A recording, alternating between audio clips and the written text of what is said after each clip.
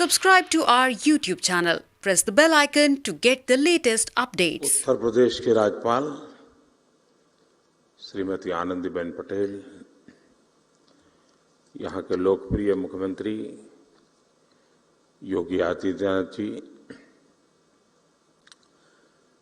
मंत्रिमंडल के मेरे सहयोगी धर्मेंद्र प्रधान जी, राष्ट्रीय शिक्षा नीति की ड्राफ्टिंग कमेटी के चेयरमैन के कस्तूरीरंगन जी, सरकार के अन्य मंत्रीगण, इस सम्मेलन में भाग ले रहे सभी वाइस चांसलर्स, शिक्षा संस्थाओं के निर्देशक, सभी शिक्षकगण, शिक्षाविद, देवी और सज्जनों, अखिल भारतीय शिक्षा समागम का यह आयोजन उस पवित्र धरती पर हो रहा है जहां आजादी से पहले देश की इतनी महत्वपूर्ण यूनिवर्सिटी की स्थापना हुई थी। ये समागम आज एक ऐसे समय हो रहा है जब देश अपनी आजादी का अमृत महोत्सव मना रहा है। अमृत काल में देश के अमृत संकल्पों को पूरा करने की बड़ी जिम्मेदारी हमारी शिक्षा व्यवस्था पर है, हमारी युवा पीढ़ी पर है। हमारे यहां उपनिषदों में भी कहा गया है, विद्या अमृतम अश्नुते, अर्थात विद्या ही अमरत्व और अमृत तक ले जाती है। काशी को भी मोक्ष की नगरी इसलिए कहते हैं क्योंकि हमारे यहां मुक्ति का एकमात्र मार्ग ज्ञान को, विद्या को ही माना गया है। और इसलिए शिक्षा और शोध का, विद्या और बोध का इतना बड़ा मंथन जब सर्व विद्या के प्रमुख केंद्र काशी में होगा तो इससे निकलने वाला अमृत अवश्य देश को नई दिशा देगा।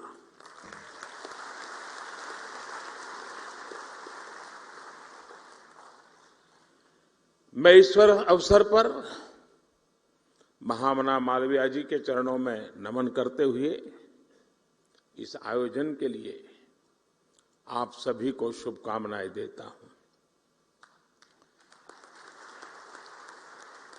मैं काशी का सांसद हूं। मेरी काशी में आप पधारे हैं तो एक प्रकार से मैं होस्ट भी हूं।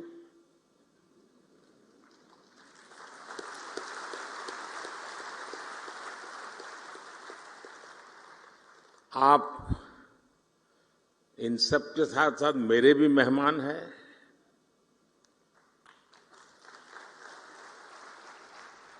मुझे विश्वास है कि व्यवस्थाओं में ज्यादा आपको असुविधा नहीं होगी।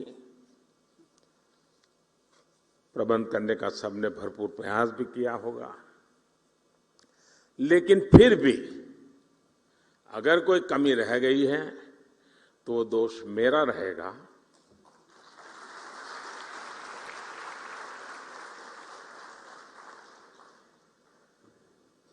और एक होस्ट के नाते कोई भी आपको असुविधा हो जाए तो उसकी क्षमा मैं पहले से मांग लेता हूं। साथियों, मैं अभी एक कार्यक्रम करके आ रहा हूं। यहां मध्याह्न भोजन के लिए एक सेंट्रलाइज्ड किचन का काम था, लेकिन वहां मुझे मेरी काशी की सरकारी स्कूल के 10-12 साल की उम्र के बच्चों के साथ गप्पे गोष्ठी करने का अवसर मिला।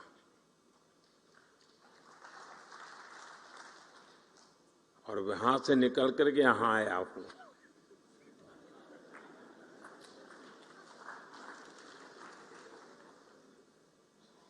और मैं उनसे सुनकर के आया हूं और आपको सुनाने आया हूं।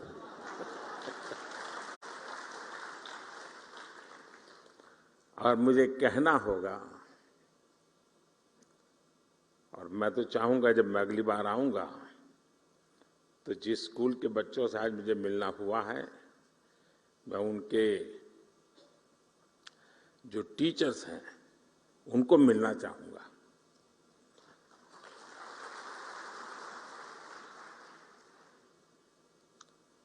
आप कल्पना कर सकते हैं कि ऐसा विचार मुझे क्यों आया होगा। मेरे मन पर इतना प्रभाव पैदा हुआ, 10-15 मिनट का ही वो अवसर था मेरे पास, लेकिन जो प्रतिभा उन बच्चों में थी, जो टैलेंट थी, जो कॉन्फिडेंस था और जो विविधता थी, और वो भी एक सरकारी स्कूल के हमारे सामान्य परिवार के बच्चों की।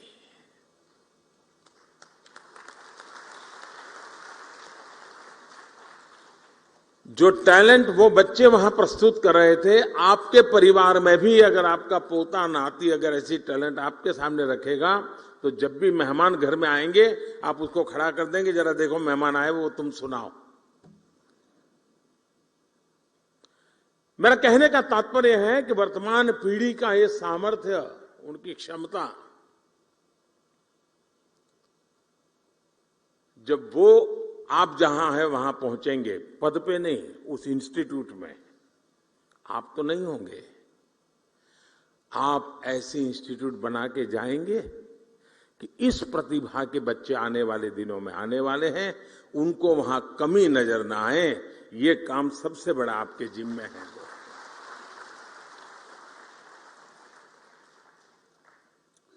और मुझे विश्वास है कि अगले 3 दिनों तक यहां जो चर्चा और विमर्श होगा, उससे राष्ट्रीय शिक्षा नीति के क्रियान्वयन को प्रभावी दिशा मिलेगी। साथियों, आप सभी जानते हैं कि राष्ट्रीय शिक्षा नीति का मूल आधार शिक्षा को संकुचित सोच के दायरे से बाहर निकालना और उसे 21वीं सदी के आधुनिक विचारों से जोड़ना है। हमारे देश में मेधा की कभी कोई कमी नहीं रही है, लेकिन दुर्भाग्य से हमारे ऐसी व्यवस्था बनाकर दी गई थी जिसमें पढ़ाई का मतलब केवल और केवल नौकरी ही माना जाने लगा था। शिक्षा में ये विकार गुलामी के कालखंड में अंग्रेजों ने अपनी जरूरतों को पूरा करने के लिए अपने लिए एक सेवक वर्ग तैयार करने के लिए किया था। आजादी के बाद इसमें थोड़ा बहुत बदलाव हुआ भी, लेकिन बहुत सारा बदलाव रह गया। अब अंग्रेजों की बनाई व्यवस्था कभी भी भारत के मूल स्वभाव का हिस्सा नहीं थी और न हो सकती है। अगर हम हमारे देश के पुराने कालखंड की तरफ नजर करें, हमारे यहां शिक्षा में अलग अलग कलाओं की धारणा थी, और बनारस तो, मेरी काशी तो इसका जीवंत उदाहरण है। बनारस ज्ञान का केंद्र केवल इसलिए नहीं था क्योंकि यहाँ अच्छे गुरुकुल और शिक्षण संस्थान थे। बनारस ज्ञान का केंद्र इसलिए था क्योंकि यहां ज्ञान और शिक्षा बहुआयामी, मल्टी सेक्टरल थी। शिक्षा में यही विविधता हमारी शिक्षा व्यवस्था का भी प्रेरणा स्रोत होनी चाहिए। हम केवल डिग्री धारक युवा तैयार न करें, बल्कि देश को आगे बढ़ने के लिए जितने भी मानव संसाधनों की जरूरत हो, हमारी शिक्षा व्यवस्था वो देश को उपलब्ध कराए, देश को दे। इस संकल्प का नेतृत्व हमारे शिक्षकों और शिक्षण संस्थानों को करना है। हमारे शिक्षक जितनी तेजी से इस भावना को आत्मसात करेंगे, छात्र छात्राओं को, देश के युवाओं को उतना ही ज्यादा, देश के आने वाले भविष्य को भी उतना ही ज्यादा लाभ होगा। साथियों, नए भारत के निर्माण के लिए नई व्यवस्थाओं का निर्माण, आधुनिक व्यवस्थाओं का समावेश उतना ही जरूरी है। जो पहले कभी नहीं हुआ, जिन लक्ष्यों को पाने की देश ने कल्पना भी नहीं करता था, वो आज के भारत में हकीकत हमारे सामने निर्माण हो रही है। अब आप देखिए, कोरोना की इतनी बड़ी महामारी से हम न केवल इतनी तेजी से उभरे, बल्कि आज भारत दुनिया की सबसे तेजी से बढ़ रही बड़ी अर्थव्यवस्थाओं में एक है। आज हम दुनिया के तीसरे सबसे बड़े स्टार्टअप इकोसिस्टम है। स्पेस टेक्नोलॉजी जैसे क्षेत्रों में, जहां पहले केवल सरकार ही सब करती थी, वहां अब प्राइवेट प्लेयर्स के जरिए युवाओं के लिए एक नई दुनिया तैयार हो रही है। पूरा अंतरिक्ष उनके बाहुपास में आ रहा है। दोस्तों, देश की बेटियों के लिए, महिलाओं के लिए भी जो क्षेत्र पहले बंद हुआ करते थे, आज वो सेक्टर बेटियों की प्रतिभा के उदाहरण प्रस्तुत कर रहे हैं। साथियों, जब देश का मिजाज ऐसा हो, जब देश की रफ्तार ऐसी हो, तो हमें अपने युवाओं को भी खुली उड़ान के लिए नई ऊर्जा से भरना होगा। अभी तक स्कूल, कॉलेज और किताबें ये तय करते आए थे कि बच्चों को किस दिशा में जाना है, लेकिन राष्ट्रीय शिक्षा नीति के बाद अब युवाओं पर दायित्व और बढ़ गया है, और इसके साथ ही हमारी भी ये जिम्मेदारी बढ़ गई है कि हम युवाओं के सपनों और उड़ान को निरंतर प्रोत्साहित करें, उसके मन को समझे, उसकी आकांक्षाओं को समझे, तभी तो खाद पानी डाल पाएंगे। उसे समझे बिना कुछ भी थोपने वाला युग चला गया है। दोस्तों, हमें इस बात का हमेशा ध्यान रखना होगा,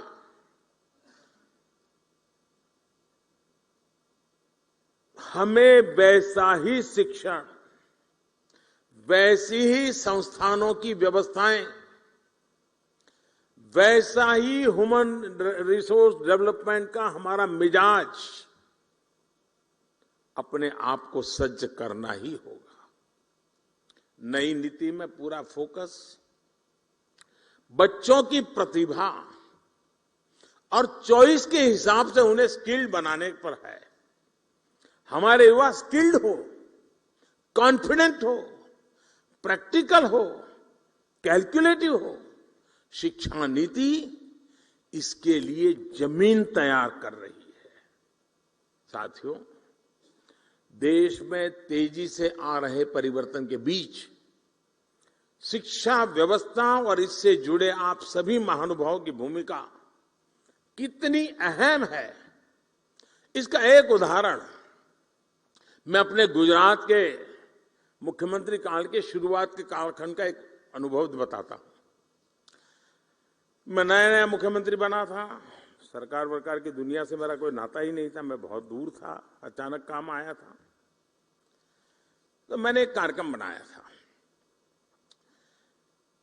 मेरे सभी सचिवों को मैंने कहा कि आप ही आपके डिपार्टमेंट के मुख्यमंत्री हैं और मुझे बताइए 5 साल में आप अपने डिपार्टमेंट को कहां ले जाओगे, कैसे ले जाओगे, अचीव क्या करोगे, उससे गुजरात के सामान्य मानवी के जीवन को क्या लाभ होगा, उसका एक आपका विजन और पूरी डिटेल के साथ प्रेजेंटेशन कीजिए।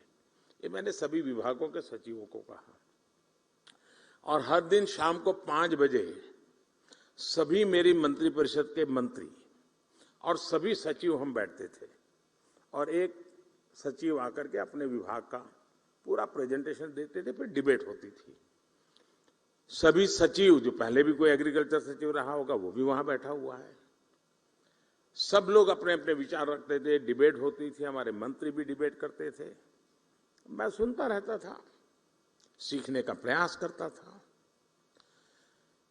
एक दिन, और ये कार्यक्रम मेरा करीब महीने भर चला था और शाम को 5 बजे शुरू होता था, रात 10 बजे तो बड़ी मुश्किल से घर जाने की इजाजत मिलती थी और बड़ा ही इंटेंस वो कार्यक्रम चला और शायद हिंदुस्तान के इतिहास में पहली बार ऐसा हुआ होगा। तो मेरे यहां उद्योग के जगत के संबंधित प्रेजेंटेशन हुआ। आने वाले दिनों में वो औद्योगिक क्या क्या देखते हैं, आने वाले दिनों में औद्योगिक विकास कैसा होगा, सारा बता रहे थे। तो कार्यक्रम पूरा होते ही शिक्षा सचिव मेरे पास आए, क्योंकि दूसरे दिन शिक्षा सचिव का कार्यक्रम था। उसने कहा, साहब मैं कल नहीं कर पाऊंगा। मैंने कहा, क्या बात करते हो भाई, 1 महीने पहले आपको तैयारी करने के लिए कहा और आप लास्ट मोमेंट कह रहे हैं मैं नहीं कर पाऊंगा। उन्होंने कहा, तैयार तो है, मैं कर सकता हूं, लेकिन आज जो मैंने औद्योगिक विकास का जो प्रेजेंटेशन देखा, उसको देख करके मुझे लगता है कि हमारा उनका कोई मेल ही नहीं है। हम बाएं जा रहे हैं, वो दाएं जा रहे हैं। तो मैं इसकी लाइट में मेरे जो प्रेजेंटेशन है उसको मॉडिफाई करने के लिए मुझे समय चाहिए, तब जाकर के हम एक इंक्लूसिव ग्रोथ की दिशा में साथ मिलकर के शिक्षा हो, इंडस्ट्री चल सकते हैं। हमें भी अब तो पूरी दुनिया का पता होना चाहिए, हर यूनिवर्सिटी में काम होना चाहिए कि दुनिया आगे किस तरफ जा रही है, कैसे जा रही है, उसमें हमारा देश कहां है, उसमें हमारे युवा कहां है। आने वाले 15-20 साल उन बच्चों के हाथ में भारत होने वाला है, उनको मैं कैसे तैयार कर रहा हूं, ये हमारा बहुत बड़ा दायित्व है दोस्तों। और इसी तर्ज पर हमारे सभी शिक्षण संस्थानों को भी खुद से पूछने की जरूरत है कि क्या हम फ्यूचर रेडी हैं। मैं आज दिन बिता रहा हूं, एग्जाम ले रहा हूं, कॉन्वोकेशन कर रहा हूं, क्या यही मैं जिस पद पर हूं वही काम है? क्या मेरा काम यह है कि मैं ऐसी संस्थान खड़ी करके जाऊंगा कि आज जो बच्चा मेरे स्कूल कॉलेज में आएगा, आजादी के जब 100 साल होंगे, जब वो बहुत बड़ी महत्वपूर्ण भूमिका निभाता होगा, तब मेरा देश वहां पहुंचेगा। मैं वो व्यवस्था आज पैदा करके जाऊंगा। आप सबको वर्तमान को संभालना है, आपके पहले जो करके गए हैं उसको आगे बढ़ाना है, लेकिन आज जो काम कर रहे हैं उनको फ्यूचर के लिए ही सोचना होगा और व्यवस्थाएं फ्यूचर के लिए विकसित करनी होगी। और क्योंकि आज बच्चों की जिज्ञासा ऐसी होती है जिनके उत्तर, अभी मैंने कहा, मैं जिन बच्चों को मिलकर आया हूं, आपको भी घर में पता चलता होगा, छोटे छोटे आपके पोते पोती भी आपको सवाल पूछते होंगे, आपके नन्हे मन्ने बेटे अगर सवाल पूछते होंगे, आपको सोचना पड़ता होगा, अरे भाई ये कहां सर खा रहा है। वो सर नहीं खा रहा है, और का सर उसको जवाब नहीं दे पा रहा है दोस्तों, वो सबक है। आपके हर किसी के घर में ये अनुभव आया होगा जी। आज की पीढ़ी जिन बातों को लेकर के आती है, वो तो गूगल पर 10 चीजें सवाल पूछते, बोले आप क्या कह रहे हो, गूगल तो ये कह रहा है, आपको काउंटर करता है बच्चा। अब ये बच्चे आपकी यूनिवर्सिटी में 10 साल के बाद आएंगे, तब क्या हाल होगा आपका। हमें अभी से तैयार करना होगा अपने आप को। आप घर में भी उसके अपने बच्चों के साथ मिसमैच अनुभव कर रहे हैं। जब स्कूल कॉलेज के कैंपस के अंदर बहुत बड़ी मात्रा में युवा पीढ़ी होगी, इस प्रकार से नई सोच के साथ आई होगी, और हम वहां उसके योग्य नहीं होंगे, तो उनके साथ कितना बड़ा गहरा अन्याय हो जाएगा दोस्तों। और इसलिए आवश्यक है कि हम भविष्य को जाने, समझे, व्यवस्थाओं को विकसित करें। मैं अभी कुछ दिन पहले डिजिटल इंडिया अभियान के तहत गांधीनगर में एक एग्जीबिशन देखने गया था। वहां सरकारी स्कूल के बच्चे थे, 12वीं 10वीं या 11th के बच्चे थे। वहां बच्चों ने जो प्रोजेक्ट तैयार किए थे, जो आइडियाज रखे थे, मैं बहुत उसको समझने की, देखने का प्रयास कर रहा था, और मैं प्रभावित हुआ था इन बच्चों के काम से। रिसर्च का ऐसा पोटेंशियल, कम उम्र में ऐसे ऐसे इनोवेशन वाली बातें सुनकर मैं दंग रह गया। वहां कई बच्चे बायोटेक और जेनेटिक्स में इंटरेस्टेड थे। उनकी क्लास में जब साइंस के फंडामेंटल्स पढ़ाए जा रहे हैं, तब वो जीन मैपिंग, एफिनिटी क्रोमेटोग्राफी और जेनेटिक लाइब्रेरी बेस्ड टूल्स की बात कर रहे थे। अब कितना बड़ा अंतर है, आप कल्पना करिए। मैं उनके काम को देखकर सोच रहा था कि जब ये हायर एजुकेशन में पहुंचेंगे, तो हमारे इंस्टीट्यूशन इनकी आधुनिक सोच के मुताबिक तैयार होंगे क्या। अगर हम इन बच्चों के लिए उनके हायर एजुकेशन में पहुंचने का इंतजार करेंगे, तब तक दुनिया बहुत आगे निकल जाएगी दोस्तों।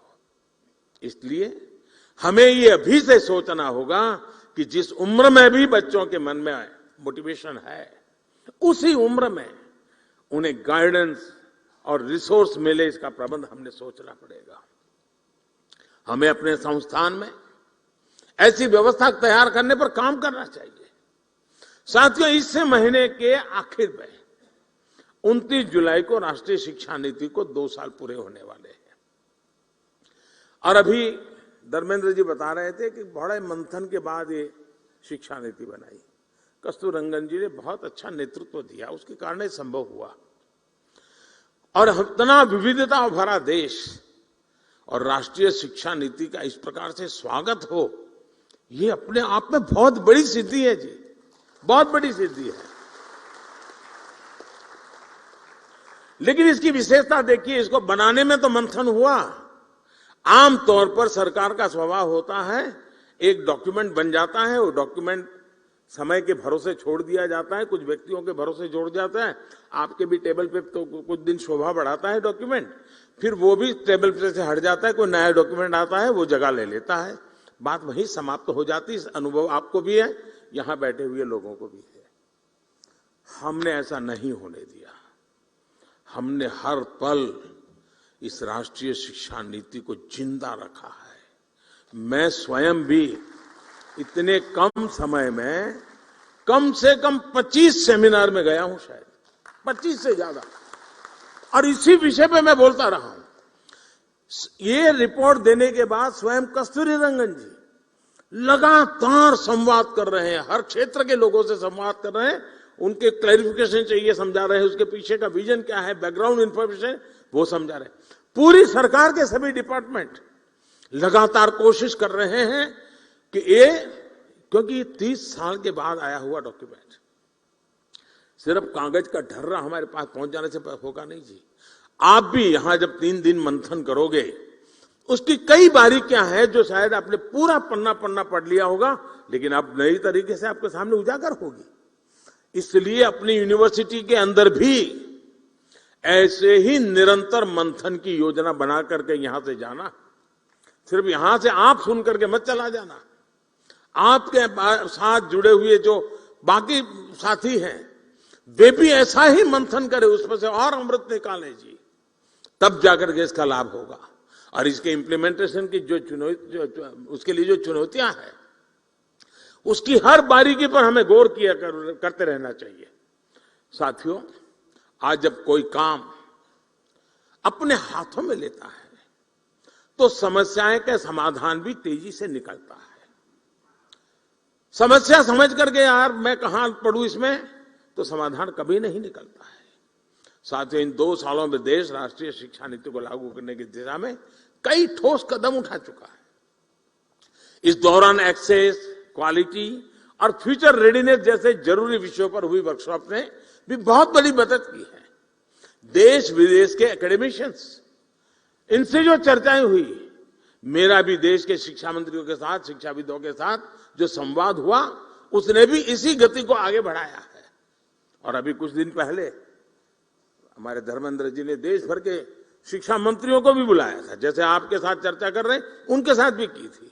लगातार कोशिश हो रही है कि इन चीजों को हम 100% साकार कैसे कर पाए। राज्य सरकारों ने भी अपने अपने स्तर पर इस दिशा में कई महत्वपूर्ण कदम उठाए हैं और आज सभी के प्रयासों का परिणाम है कि देश और खासकर देश का युवा इस बड़े बदलाव में भागीदार बन रहा है। साथियों, नई राष्ट्रीय शिक्षा नीति के लिए देश के एजुकेशन सेक्टर में एक बड़े इंफ्रास्ट्रक्चर ओवरहॉल पर भी काम हुआ है। आज देश में बड़ी संख्या में नए कॉलेज खुल रहे हैं, नए विश्वविद्यालय खुल रहे हैं, नए आईआईटी और नए आईआईएम की स्थापना हो रही है। 2014 के बाद से देश में मेडिकल कॉलेजों की संख्या में 55% की वृद्धि हुई है। युवाओं को बेहतर अवसर देने के लिए यूनिवर्सिटीज में समान स्टैंडर्ड के लिए इस वर्ष कॉमन यूनिवर्सिटी एंट्रेंस टेस्ट भी लागू किया गया है। ऐसे ही कई और भी रिफॉर्म्स किए गए हैं। देश के इन प्रयासों का परिणाम है कि वर्ल्ड यूनिवर्सिटी रैंकिंग में भारतीय संस्थानों की संख्या में धीरे धीरे प्रवेश हो रहा है, संख्या में वृद्धि हो रही है। ये बदलाव केवल शुरुआत है, अभी हमें इस दिशा में लंबी दूरी तय करना है। साथियों, मुझे ये भी संतोष है कि राष्ट्रीय शिक्षा नीति अब मातृभाषा में पढ़ाई के रास्ते खोल रही है। इसी क्रम में संस्कृत जैसी प्राचीन भारतीय भाषाओं को भी आगे बढ़ाया जा रहा है।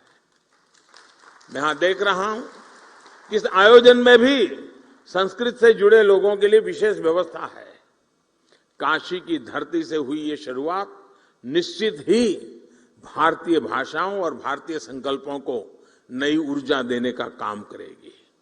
साथियों, मुझे पूरा विश्वास है आने वाले समय में भारत दुनिया में वैश्विक शिक्षा का एक बड़ा केंद्र बनकर उभर सकता है। भारत न केवल दुनिया के युवाओं के लिए एजुकेशन डेस्टिनेशन बन सकता है, बल्कि दुनिया के देशों में भी हमारे युवाओं के लिए नए अवसर बन सकते हैं। इसके लिए हमें अपने एजुकेशन सिस्टम को इंटरनेशनल स्टैंडर्ड्स पर तैयार करना होगा। इस दिशा में देश लगातार प्रयास भी कर रहा है। हायर एजुकेशन को इंटरनेशनल स्टैंडर्ड के हिसाब से तैयार करने के लिए नई दिशा निर्देश जारी किए गए हैं। करीब 180 उच्च शिक्षा संस्थानों में अंतर्राष्ट्रीय मामलों के लिए विशेष कार्यालय की स्थापना भी की गई है। मैं चाहूंगा कि आप सभी इसी दिशा में न केवल जरूरी विमर्श करें, बल्कि भारत के बाहर की व्यवस्थाओं से भी परिचित होने का प्रयास करें। ये नई व्यवस्थाएं भारत की शिक्षा व्यवस्था को अंतर्राष्ट्रीय अनुभवों से भी जोड़ने में मदद करेगी। साथियों, इन 3 दिनों में आप लोग अलग अलग सेशन में कई महत्वपूर्ण विषयों पर चर्चा करने वाले हैं। मैं चाहूंगा कि आपकी इस चर्चा से देश के लिए अलग अलग क्षेत्रों में नए रास्ते खुले, युवा पीढ़ी का मार्गदर्शन हो। दुनिया के कई देशों ने अलग अलग क्षेत्रों में जो रफ्तार पकड़ी है, उसमें एक बड़ा योगदान वहां की यूनिवर्सिटीज का भी है। यूनिवर्सिटीज लगातार सामाजिक, आर्थिक और वैज्ञानिक विषयों पर रिसर्च करती है, सरकार को सुझाव देती है। यही कल्चर, यही कार्य पद्धति हमें अपने यहां भी विकसित करने की जरूरत है। इससे यंग जनरेशन को देश और देश की नीतियों की समझ आती है और वो उसकी संभावनाओं से भी परिचित होते हैं। मेरा हमेशा से मानना रहा है कि देश के युवाओं की इनोवेटिव सोच और नए आइडिया से नई व्यवस्थाओं को भी ज्यादा से ज्यादा जुड़ना चाहिए। इससे फ्रेश टैलेंट आता है, फ्रेश आइडियाज आते हैं। मैं चाहूंगा कि इसे लेकर भी आप सब चर्चा करें, कोई रोड मैप तैयार करें। यूनिवर्सिटी कैसे सरकार के साथ अलग अलग क्षेत्रों में पार्टनरशिप कर सकती है, इस बारे में भी सोचा जाना चाहिए। अपनी एक्सपर्टीज आपको ही तय करनी है। आप जिस क्षेत्र में हैं उसे लेकर सर्वे और स्टडी करें, सरकार को सुझाव दे। आपकी यूनिवर्सिटी का जो 50-100 किलोमीटर का जो दायरा होगा, वहां की जन सामान्य की समस्याएं क्या है, उसके उपाय क्या है, रिसोर्सेज क्या है, उस रिसोर्सेज के लिए क्या किया जा सकता है, वहां के सामान्य व्यक्तियों की वृत्ति प्रवृत्ति क्या है। आपके स्टूडेंट को एक प्रोजेक्ट मिल जाएगा, स्थानीय रूप से बढ़िया रिपोर्ट बनेगा। सरकार की कोई योजना चलती है तो उसकी अच्छाइयां क्या है, कमियां क्या है, सुधार की संभावनाएं क्या है, बढ़िया रिपोर्ट बन सकता है। ये सारी बातें सरकार के अंदर गंभीरता से कर लिया जाए, बहुत बड़ा परिणाम आता है। मुझे याद है, मैं गुजरात में था तो एक बार सरदार पटेल यूनिवर्सिटी में मेरा कार्यक्रम था। सरदार पटेल यूनिवर्सिटी के लोगों ने रूरल डेवलपमेंट पे काफी रिसर्च करके कुछ किताबें तैयार की थी। उस दिन उन्होंने मुझे गिफ्ट की। मैंने जरा बड़ी बारीकी से उसको देखा, मुझे बड़ा इंटरेस्ट लगा। मैंने डिपार्टमेंट को काम दिया। मैंने कहा, भाई ये जो स्टूडेंट्स ने काम किया है, आप जरा देखिए सरकार जहां जा रही है और ये बच्चे जो कह रहे हैं उसमें कितना अंतर है। और आप हैरान हो जाएंगे, उसमें से बहुत सी चीजें मुझे रूरल डेवलपमेंट के मेरे काम में इतनी मदद आई। विद्यार्थियों ने, टीचर्स ने किया हुआ काम था, जो सरकार में एयर कंडीशन कमरे में बैठ करके निर्णय करना मुश्किल होता है जी।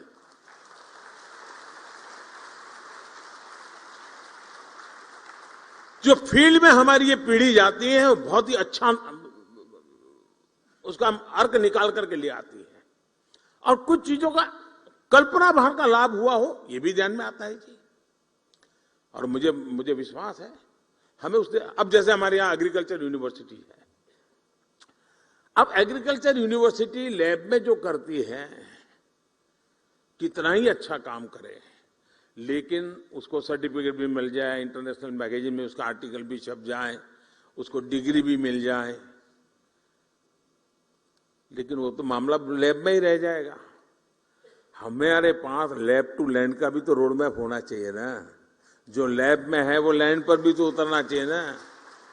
और जैसे लैब टू लैंड होना चाहिए, वैसे ही लैंड पर यूनिवर्सिटी में नहीं गए ऐसे लोगों का अनुभव भी बहुत ज्यादा होता है। और जो लैंड का अनुभव है उसको लैब में भी लाना चाहिए। और लैब में वो कैसे आए, रिसर्च को कैसे एनरिच करे, परंपरागत अनुभव को कैसा करे, ये सोच करके हम कदम उठा नहीं सकते हैं।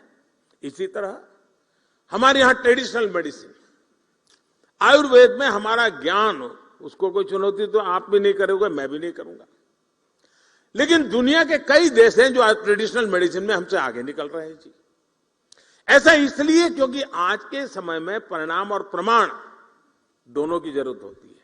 हम ये कहें कि भाई मैं ये जड़ी बूटी लेते हुए फायदा होता है, परिणाम मिलता है, लेकिन हम मान के चले और सभी यूनिवर्सिटी के तरफ मेरा कुछ न यहां से सुन करके जाए तो चलेगा, 2 शब्द मेरे सुन करके चल जाइएगा और उस पर मंथन कीजिएगा। हमें परिणाम तो मिल जाते हैं लेकिन प्रमाण नहीं होते हैं, और इसलिए हमारे पास परिणाम के साथ साथ प्रमाण होने चाहिए। हमारे पास डेटाबेस होना चाहिए, हमारे पास उसका पूरा डिटेल रिकॉर्ड होना चाहिए, कहां से कैसे बदला हुआ है। हम भावनाओं के आधार पर दुनिया नहीं बदल सकते जी। दुनिया के सामने उसे मॉडल के रूप में प्रस्तुत नहीं कर सकते। और इसलिए परिणाम होने के बावजूद भी प्रमाण की आवश्यकता आज के विश्व को बहुत जरूरी है। और इसलिए अब हमारी यूनिवर्सिटीज को जो परिणाम से हम परिचित हैं, लेकिन जिसमें प्रमाण का अभाव है, उन प्रमाण की पूर्ति करने के लिए मैकेनिज्म बनाना, व्यवस्थाएं विकसित करना है, परंपराएं विकसित करना, ये आप सब साथियों की मदद के बिना होना नहीं है। एविडेंस बेस्ड ट्रेडिशनल मेडिसिन पर रिसर्च का ये काम भी हमारी यूनिवर्सिटी बहुत अच्छी तरह कर सकती है। साथियों, हमारे देश में डेमोग्राफिक डिविडेंड हमारी बहुत बड़ी ताकत है, चर्चा भी करते हैं, लेकिन क्या कोई यूनिवर्सिटी है जिसने इसका स्टडी किया है कि आखिर ये डेमोग्राफिक डिविडेंड है क्या दुनिया में जब डेमोग्राफिक डिविडेंड का अवसर आया था, तब उस दुनिया के उस देश ने किस प्रकार के कदम उठाए थे, वहां की यूनिवर्सिटी कैसे व्यवहार करती थी और उसका बेनिफिट कैसे लिया। बहुत बार हमको कहते हैं, दोहराते हैं, लेकिन डेमोग्राफिक डिविडेंड की संभावनाओं पर हम क्यों न काम करें। उस सामर्थ्य का उपयोग हम आने वाले 20, 25, 30 साल के लिए देश को कैसे दे सके। ऐसे ही हम देखते हैं, अब दुनिया के देशों की स्थिति देखिए। समृद्ध से समृद्ध देश भी इस बात से परेशान है कि वहां लोगों की आयु बहुत बढ़ रही है, एजिंग प्रॉब्लम है, और युवा पीढ़ी न के बराबर हो रही है। बहुत बड़ा बल्क बुजुर्गों का है, उनको जो दुनिया चलानी है उसको चला नहीं पाते हैं। अब ये चक्र ऐसा है, हर एक को आना ही आना है। आज हमारा देश युवा है, कभी हमारा देश भी ऐसा ही होगा जिसमें युवा कम होंगे, वृद्ध ज्यादा होंगे। वो दिन आने वाले हैं। क्या दुनिया में अभी से कोई है जो इस प्रकार के वृद्धत्व के कारण उस देश की जो स्थितियां बनी है उसके सॉल्यूशन के लिए उन्होंने रास्ते क्या खोजे हैं? यूथ का अभाव में वो समस्याओं का समाधान कैसे कर रहे हैं? कौन सा ऐसा मैकेनिज्म बनाया है कि चीजें बड़ी स्मूथली आगे बढ़ रही है? ये सारे सोचने का काम मेरी यूनिवर्सिटीज का सहज स्वभाव होना चाहिए। यूनिवर्सिटीज में आपके लिए अभी से मैं मानता हूं रिसर्च और काम करने का अच्छा स्कोप होता है, और इसके कारण जिन बच्चों को ये प्रोजेक्ट देते हैं उनका एक विजन बनता है, उनको भी नई चीजें समझने का अवसर मिलता है। अब क्लाइमेट चेंज की इतनी बड़ी चर्चा हो रही है, क्लाइमेट के फील्ड में भी हमारे लोग अगर काम करें तो असीमित संभावना है हमारे पास। अब हमने देश में एक योजना बनाई है CDRI की। क्लाइमेट की स्थिति में हमारा इंफ्रास्ट्रक्चर ऐसा होना चाहिए कि जो उसका सामना कर सके, रेजिलिएंट होना चाहिए। अब उस पर हमारे रिसर्च किए बिना हम कैसे करेंगे जी? पहले के जमाने में जो चीजें बनाते थे तब न इतनी बाढ़ आती थी, न इतने वर्षा होती थी, कुदरत हमारे साथ चलती थी, हम कुदरत के साथ चलते थे। अब वो हमसे उल्टा चल रही है, हम उससे उल्टा चल रहे हैं। और इसलिए हमें इस नए संकट के सामने जीना कैसे, उसको सीखने के लिए व्यवस्था करनी चाहिए। आज सारी दुनिया सोलर पावर की तरफ बढ़ रही है। भारत भाग्यवान है कि उसके पास तपता हुआ सूरज है। उस तपते हुआ सूरज की मालिकी हम कैसे उपयोग करें? उसके सामर्थ्य को हम हमारे जीवन व्यवस्था का हिस्सा कैसे बनाएं? सोलर पावर को हमारे यहां इतना महत्व दिया गया है, सरकार की नीतियों में दिया गया है, लेकिन हम रिसर्च के द्वारा, नए नए अनुसंधान के द्वारा, आज नए युग के हिसाब से नए वैज्ञानिक संसाधनों के साथ इस ऊर्जा को इस्तेमाल करने के लिए हमें काफी काम करने की जरूरत लगती है। उसी तरह साथियों, स्वच्छ भारत अभियान, हर व्यक्ति के दिल में ये बात अब घर कर गई है, हाँ भाई स्वच्छ भारत के विषय में कोई कॉम्प्रोमाइज नहीं होना चाहिए। लेकिन बात वहां से बनती नहीं है जब तक हम वेस्ट टू वेल्थ की तरफ की योजनाएं नहीं बनाते हैं। ये जो कूड़ा कचरा निकलता है उसका सर्कुलर इकोनॉमी क्या हो सकती है, उसका बेस्ट प्रोडक्ट क्या हो सकता है, ये तो यूनिवर्सिटी रिसर्च करके दे सकती है जी। हमारे नए नए लोग होते हैं, प्रयोग करके दे सकते हैं। हम वेस्ट में से बेस्ट कैसे बनाएं, हम सर्कुलर इकोनॉमी को कैसे मजबूत करें, और खासकर लोकल लेवल पर सर्कुलर इकोनॉमी कैसे, कितने क्षेत्र आज हमारे स्टूडेंट्स के लिए खुले हुए हैं। आज देश स्पोर्ट्स के क्षेत्र में भी नए आत्मविश्वास के साथ नई उपलब्धियां हासिल कर रहा है। हमारी यूनिवर्सिटीज, ऐसा नहीं होना चाहिए कि अब स्पोर्ट्स यूनिवर्सिटी यहां बन रही है इसलिए बाकी यूनिवर्सिटी के नौजवानों को स्पोर्ट्स से कोई लेना देना जी नहीं। हमारी यूनिवर्सिटी के मैदान शाम को भरे रहने चाहिए, बच्चों को घर भेजने के लिए मेहनत करनी पड़े, ये वातावरण हर यूनिवर्सिटी के मैदान में होना चाहिए। हमारी यूनिवर्सिटी ये लक्ष्य बना सकती है, एक एक यूनिवर्सिटी तय कर सकती है कि आने वाले वर्षों में मेरी यूनिवर्सिटी कितने गोल्ड मेडल ले आएगी, मेरे स्कूल के कितने विद्यार्थी, मेरी कॉलेज के कितने विद्यार्थी आगे बढ़ेंगे। ये किस यूनिवर्सिटी के टारगेट क्यों नहीं होने चाहिए दोस्तों? दुनिया के कितने देश में मेरी यूनिवर्सिटी के बच्चे खेलने के लिए जाएंगे, मैं उनको कैसे तैयार करूं? उनको एक्सपोजर मिलेगा, वे भी मेरी एक बहुत बड़ी अमानत बन जाएगा। साथियों, मैं स्ट्रे विचारों को इसलिए रख रहा हूं, अनगिनत संभावनाएं हैं और राष्ट्रीय शिक्षा नीति ने आपके हाथ में अवसर दिया है जो पिछले वर्षों में हमारे पास नहीं था। इस राष्ट्रीय शिक्षा नीति का आया है, ये हमारा काम है उसको आगे बढ़ाए। साथियों, हम सबको याद रखना होगा कि देश के भविष्य निर्माण का राष्ट्रीय शिक्षा नीति का नेतृत्व आप सब साथियों के हाथ में है। मुझे विश्वास है कि अखिल भारतीय शिक्षा समागम में आपके मंथन से निकला अमृत, आपके सुझाव देश को एक नई दिशा देंगे। जिन नौजवानों के साथ आपका समय बीतता है, उनको वर्तमान के लिए नहीं, आने वाले कल के लिए तैयार करना है। अगर आने वाले कल के लिए तैयार करना है तो आपको आने वाले साल के लिए तैयार होना है। अगर आप आने वाले साल के लिए तैयार होते हैं तो आपकी इंस्टीट्यूट को आने वाले 100 साल के लिए तैयार करना है, तब जाकर के इस काम को प्राप्त कर सकते हैं। और उसी भाव को साथ आप लोग काशी की इस पवित्र धरती पे हैं, मां गंगा के तट पर विराजमान है। सांस्कृतिक पूरी परंपरा हमें नई चेतना और प्रेरणा देने वाली परंपरा है। उस परंपरा में से कुछ न कुछ अमृत बिंदु आपके भी नसीब आएंगे, जो अमृत बिंदु लेके जाएंगे। वहां जब आप उसको रखोगे, वो यूनिवर्सिटी भी आने वाले अमृत काल में भारत के उज्जवल भविष्य को गढ़ने के लिए काम आएगी। मैं फिर एक बार विभाग का इस कार्यक्रम की रचना के लिए धन्यवाद करता हूं। आप सब उत्साह और उमंग के साथ इसे शरीक हुए हैं। मुझे विश्वास है 3 दिन में आप थक नहीं जाएंगे। मैं बैठे बैठे कार्यक्रम देख रहा था, मुझे लग रहा है पता नहीं आपका क्या होगा 3 दिन के बाद, लेकिन आप एकेडमिक वर्ल्ड के हैं तो जरूर उसको आगे बढ़ाएंगे। मेरी आपको बहुत बहुत शुभकामनाएं, बहुत बहुत धन्यवाद।